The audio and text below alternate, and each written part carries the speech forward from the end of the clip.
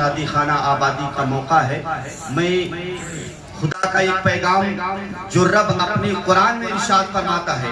رب نے قرآن میں کہا ذالک الکتاب لا ریب فیہ، قرآن کے بارے میں کہا. اگر کہا وما ارسلناک الا رحمۃ للعالمین، اپنے نبی کے بارے میں کہا.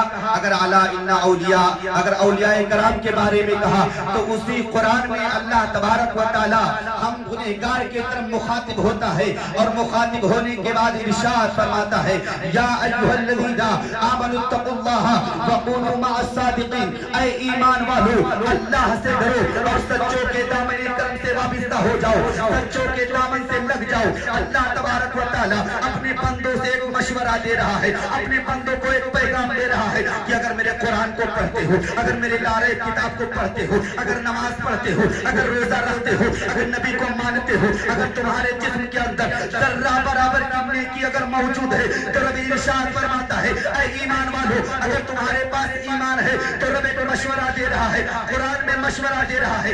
آج مشورہ دیا جاتا ہے تو اچھا مشورہ دیا جاتا ہے. رب پوری کائنات کو مشورہ دے رہا ہے اے ایمان والو اگر ذرہ برابر ایمان ہے تو تم میرے کہنے کو مان لو، میرے کہنے کو مان لو، اور دنیا میں کسی نیک کے دامن کو تھام لو، کسی اولیاء کے دامن کو تھام لو، کسی شہداء کے دامن کو تھام لو. جب ان کے دامن سے لگ جاؤ گے، ان کے دامن کو پکڑ لو گے تو تم دنیا میں کامیاب نظر آؤ گے اور آخرت میں بھی کامیاب نظر آؤ گے.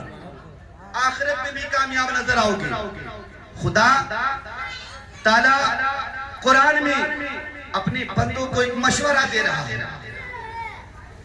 مشورہ دے رہا ہے کہ اگر تمہارے پاس ایمان ہے تو تمہاری ایمان کی حفاظت کیسے ہوگی. میں آپ کو بتاؤں، اگر ہمارے پاس ایمان ہے تو آپ نے ابلیس کا نام سنا ہوگا. ابلیس کا نام سنا ہوگا. وہ کتنا بڑا مردود ہے جو نہ جانے کتنے بڑے بڑے ولی کی ولایت کو چھین کر کے ملیا میٹ کر چکا ہے. نہ جانے کتنے بڑے بڑے ولی کی ولایت کو چھین چکا ہے.